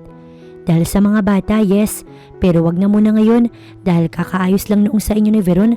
Baka kung anong isipin ng mga tao." Tugon ni Alena kay Liam na napatango na lamang. Para kay Alena, kailangan din makilala ng mga magulang ni Liam ang mga apo na mga ito. Kaya sinabi niya kay Liam na pupunta sila sa mga magulang na sinang-ayunan naman ng lalaki. Bigla nga itong naging sunod-sunuran sa kanya. Pansin niya lang. "Kamukha mo silang lahat."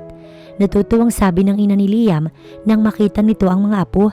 Ang isa ay buhat niya, buhat ni Liam ang isa at buhat ng isang maid ang isa pa. Tumingin sa kanya ang ginang. "Salamat iha." "Saan po?" Kunot noong tanong niya sa ina ni Liam. "Tumino ang aking anak ng dahil sa iyo. Iniyakan ka pa nga niya." Tumingin siya kay Liam na ngayon ay nayuyukot na hihiya na. Hindi niya naman lubos sa kalain na magagawa siyang iyakan ni Liam. Siya iniyakan nito, nakakatuwa lang isipin. Pagkagaling sa bahay ng mga magulang nito, umuwi rin sila sa bahay ng mga magulang niya. "Kamusta?" "Maayos naman po," sagot niya sa kanyang ina hanggang sa inakyat na nila ni Liam ang mga bata. Tulog na kaya inihiga na nila sa kama ang mga ito. "Ang daya, ikaw lahat ang kamuka. Gusto mo ng kamukha mo?" Tanong sa kanya ni Liam. "Pwede naman tayong gumawa." Nabatukan niya tuloy ang lalaki. "Nandito tayo sa bahay ng mga magulang ko. So kung wala ay pwede?" Napakamot na lamang sa ulo niya si Alena. "I was just joking pero gusto ko na makasal tayo Alena. Gusto ko na pakasalan ka. Hindi dahil may anak tayo kundi dahil gusto kita at binaliw mo ko sa kakaisip sa noon at hanggang ngayon binabaliw mo pa rin ako kaya gusto ko na maging akin ka at maging asawa mo." Hindi na nakapagsalita pa si Alena nang halikan siya ni Liam na agad ding kinabahan dahil sa ginawa. "I'm sorry, hindi ko dapat ginawa yun." Paghingi nito ng paumanhin dahil baka kasi siya'y magalit o paalisin na lamang ito bigla. "Hindi naman kita sinampal kaya ibig sabihin nun nagustuhan ko yung halik mo at ang tungkol sa kasal, pag-iisipan ko pa." Napatango na lamang si Liam. Bago ito umalis doon, niyakap muna siya at hinalikan sa noo ang triplets nila. Nang maging maayos na ang lahat, ay pumayag na siyang magpakasal sila ni Liam. Isang simpleng kasal lang ang nangyari dahil yun ang kanyang nais na sinang-ayunan naman ni Liam. Bakit naman hindi ito sasang-ayon kung ang pananakot niya, iiwan niya ito kasama ang mga anak nila na talagang pinaniwalaan ng lalaki, kaya halos lahat ng sinasabi niya, sinusunod nito, kaya napapailing-iling na lamang siya minsan. Baliw na baliw talaga sa kanya. Si Veron naman, todo suporta sa kanila. Ang sabi pa nga nito, kung alam lang daw nito na sila pala ang para sa isa't isa, ay sila yung nireto nito sa isa't isa nun. Pero hindi mo na nga maibabalik ang kahapon, kaya mabuti pa, enjoyin mo na lang yung ngayon.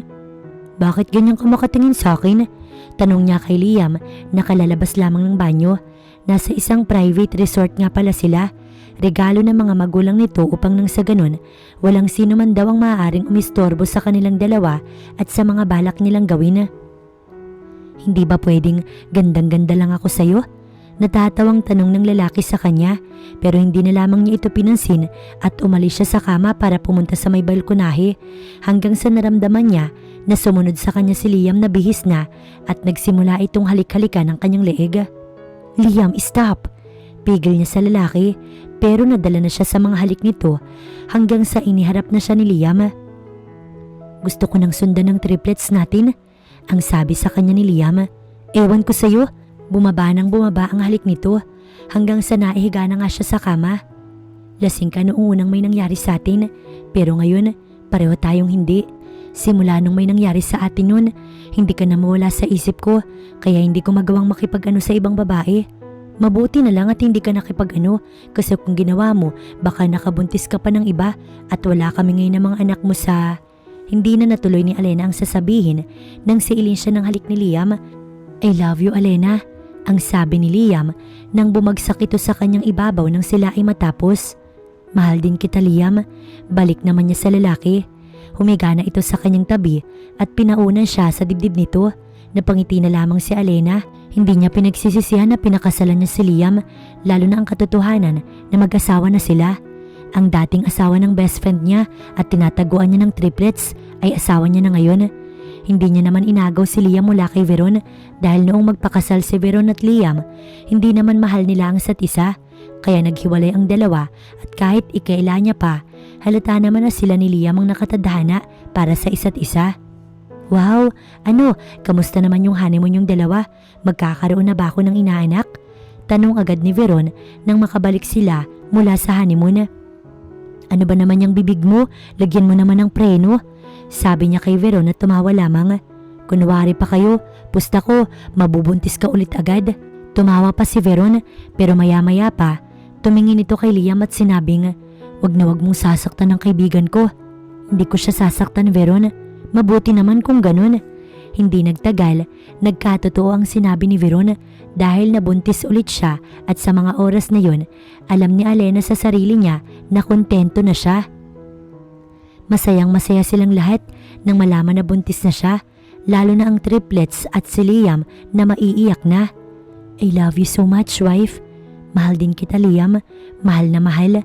Dahil sa sinabi niyang iyon, hinalikan siya nito sa labi na natigil lang dahil kay Lena na umiiyak na dahil hindi nila pinapansin ng mga ito. Hay, masaya na talaga siya sa pamilya niya at dahil wala na rin siyang tinatago.